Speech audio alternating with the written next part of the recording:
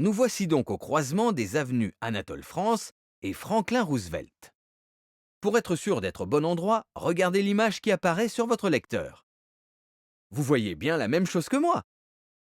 Les bâtiments alentours témoignent de l'important mélange de population qui a eu lieu dans ce quartier au début du XXe siècle.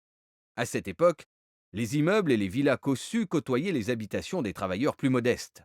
Regardez, par exemple, à l'angle gauche du croisement se trouve un ensemble de 7 maisons de ville protégées par des grilles et des arbres qui étaient destinées à une population aisée.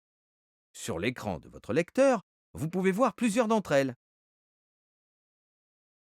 En revanche, l'imposant immeuble blanc qui se dresse derrière notre dos sur l'avenue Franklin Roosevelt était loué par une population modeste.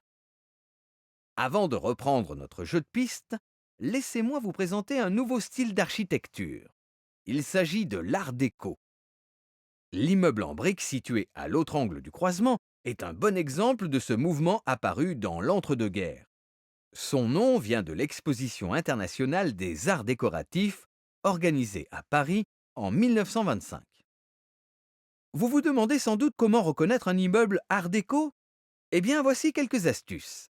Les immeubles art déco présentent des décors soignés et inventifs créés par assemblage de formes géométriques simples. Les décorations soulignent souvent les couronnements et l'axe de l'entrée.